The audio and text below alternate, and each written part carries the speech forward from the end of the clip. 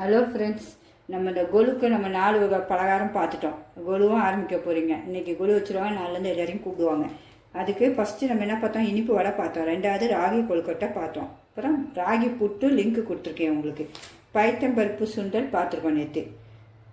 இன்றைக்கி 4வது வித்தியாசமான ஒரு எப்போவுமே நம்ம இது கேசரி தான் இதில் செய்வோம், ரவையில் தான் செய்வோம். ஆனால் இன்றைக்கி கேசரி வித்தியாசமாக சேமியாவில் செய்ய போகிறேன். வறுத்த சேமியா எடுத்து வச்சுருக்கேன் பாருங்கள், ஒரு கப்பு.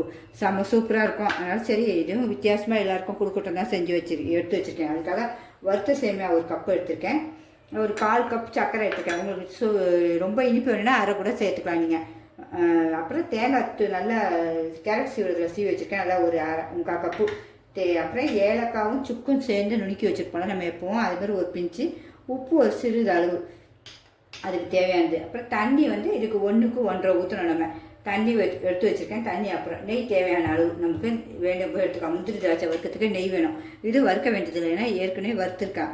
அதனால் நம்ம வறுக்க வேண்டியதில்லை. இப்போ நம்ம முந்திரி திராட்சைலாம் ஃபஸ்ட்டு முந்திரி திராட்சையும் வறுத்துட்டு தேங்காய் பூவையும் வறுத்துருவோம் கொஞ்சம். அப்போ தான் சுவை. கேசரி பவுடர் ஒரு சிட்டியை போடணும். கேசரி பவுடரும் எடுத்து வச்சுருக்கேன். இன்னும் ஒன்று ஒன்றா பார்த்துருவோம். உங்களுக்கு என்னுடைய சமையல் பிடிச்சிருந்தா கண்டிப்பாக லைக் பண்ணுங்கள். சப்ஸ்கிரிப்ஷன் பண்ணாதவங்க கண்டிப்பாக பண்ணிவிட்டு பாருங்கள் ஃப்ரெண்ட்ஸ். ஸ்டவ் பற்ற வச்சுருவோம். ஒரு கடாய் வச்சுருவோம். அதில் 1 ஸ்பூன் போல் நெய். அவ்வளோதான், ஆவி நெய் தான் ஊற்றிருக்கேன். இந்த நெய்யே போதும் நமக்கு. திராட்சையை போட்டுருவோம் ஃபஸ்ட்டு. திராட்சை நல்லா அழகாக உப்பி நல்லா குண்டு குண்டாக வரணும். உங்களுக்கு அந்த அளவு நல்லா பொன்னிறமாக வறுக்கணும். நல்லா கலர் மாறி குண்டு குண்டாக வருது பாருங்க. இந்த டைம் நம்ம எடுத்துடுவோம், கருவக்கூடாது. அவ்வளோதான். அடுத்தது முந்திரியை போட்டுருவோம். முந்திரியெல்லாம் கட் பண்ணி உடச்சி வச்சுருக்கேன். ஏன்னா அப்போ தான் எல்லா இடத்துலையும் கடிக்கும் போது தான் நமக்கு அது முந்திரி டேஸ்ட்டு சூப்பராக வரும். அதுவும் நல்லா கோல்டன் கலர் ப்ரௌன் ஆகணுன்னு நம்ம எடுத்துட வேண்டியதான். சூப்பராக கலர் மாறிடுச்சு.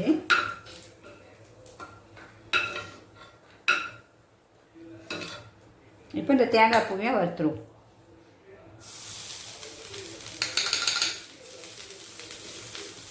மணக்குது தேங்காய் எல்லாம் வறுக்கும் போது. நெய் பார்த்தீங்களா, உண்மையாகவே எல்லோரும் கொழுக்கு நீங்கள் வித்தியாசமாக செய்யும்போது உங்களுடைய கொழுவுக்கு வர்றவங்க கண்டிப்பாக பாராட்டுவாங்க. உங்களுடைய ஸ்நாக்ஸ் கொடுக்குறது ஒவ்வொன்றையும் ரொம்ப நல்லா இருக்கு இந்த வாட்டி உங்களுதுன்னு. நல்ல கலர் கொஞ்சம் மாறு வரைக்கும் வறுத்துக்கலாம். நல்லா வாசனை வரைக்கும் வந்துச்சு. இப்போ இந்த ஏலக்காய், சுக்கு, உப்பு எல்லாம் போட்டுக்கலாம். அதெல்லாம் இதில் போட்டு கிண்டி வச்சுருவோம். ஒரு கிண்டி ஆஃப் பண்ணிடுவோம். அடுத்தது கேசரி செய்ய அதே கடாய் வச்சுருவோம் நம்ம. இதை இறக்கியாச்சு. இப்போ கேசரி செய்ய கடாய் வச்சாச்சு. இப்போ நம்ம இந்த கப்பில் தான் நம்ம சேமியா எடுத்து வச்சுருக்கோம். அதே கப்புக்கு நம்ம 1.5 கப்பு தண்ணி ஊற்றிடுவோம். ஏன்னா சேமியா நமக்கு நல்லா வேகணும்ல. 1.5 கப் வச்சுட்டு தண்ணி கொதிக்கட்டும். தண்ணி கொதிச்சிச்சு. நம்ம இந்த சேமியாவை போட்டுருவோம். போட்டு கிண்டிட்டு கொஞ்சம் ஸ்லோவில் மூடி வச்சுருவோம். இப்போ பார்க்கலாமா? இந்த பாருங்கள், ஃபுல்லாக நல்லா அழகாக சூப்பராக தண்ணியெலாம் ஊற்றி நல்லா வெந்துருச்சு. இன்னும் 2 நிமிஷம், ஒரு நிமிஷம் இருந்தால் போதும் தண்ணி வெந்துடும். அதுக்குள்ளே நம்ம இந்த கேசரி போல் தண்ணியில் கலக்கி வச்சுருக்கேன். அதை அப்படியே ஊற்றிடுவோம் கலருக்கு. கேசரி போல் ரொம்ப யூஸ் பண்ண மாட்டோம். சரி, இன்னைக்கு கண்டிப்பாக கேசரிக்கு கண்டிப்பாக வேணும். எல்லோ கலர் தான் போட்டிருக்கேன்.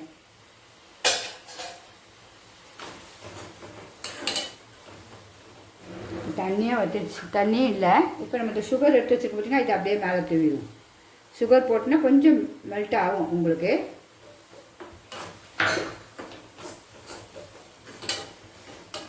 கொஞ்சம் ஸ்லோவில் வச்சுட்டு அப்படியே மூடி வச்சுருவோம் 2 நிமிஷம். இப்போ பார்க்கலாமா? இது கொஞ்சம் எவ்வளோ சூப்பராக வந்துச்சு. அப்படியே வீடியாக மணக்குது உங்களுக்கு. அந்த 1 ஸ்பூனில் நம்ம முந்திரி திராட்சை வறுத்தது தான். இப்போ நம்ம வறுத்து வச்சுருக்கேன் முந்திரி, திராட்சை, தேங்காய் எல்லாம் போட்டுருவோம். மொத்தத்தையும் போட்டாச்சு. உங்களுக்கு இந்த இதில் ஒரு ஸ்பூன் நெய் வேணும்னா ஊற்றிக்கணும். நெய் வேண்டாம்னா விட்டுருங்க. ஏன்னா சூப்பராக முடிஞ்சிச்சு. நம்மளோட இது டேஸ்ட்டும் பார்க்கணும்ல. இப்போ நம்ம கொழுக்கு 4வது எண்ணெய் சூப்பராக முடிஞ்சிச்சு பாருங்கள். உங்களுக்கு நெய் வேணுன்னா கொஞ்சோண்டு நெய் லாஸ்ட்டில் மேலே ஊற்றிங்கன்னா இன்னும் சூப்பராக இருக்கும், குழந்தைங்களுக்கு ஹெல்த்தி.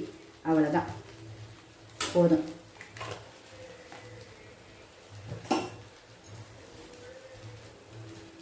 இந்த வாட்டி கொழுக்கு ஒவ்வொருத்தரும் அசத்த போகிறீங்க பாருங்க. பிள்ளைங்க சின்ன குட்டிஸ் எல்லாம் உங்கள் வீட்டு வாசல் தான் இருக்கும். 5:30 மணி ஆயிடுச்சுன்னா ஆண்டி வீட்டுக்கு கொழுக்கு பார்க்க போகணும். முடிஞ்சிச்சு. இன்னும் டேஸ்ட் பார்ப்போமா நம்மளுடைய சேமியா கேசரியை? பிடிச்சிருந்தா கண்டிப்பாக லைக் பண்ணுங்கள். நம்மளுடைய சேமியா கேசரி நம்ம டேஸ்ட் பார்க்க போகிறோம்.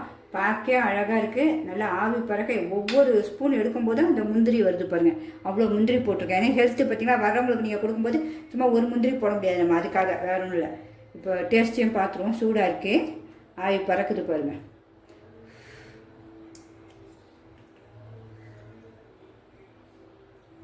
பாப்பா சொல்ல வார்த்தையே இல்லைங்க, அவ்வளோ ஒரு டேஸ்ட் இந்த சேமியாவில்.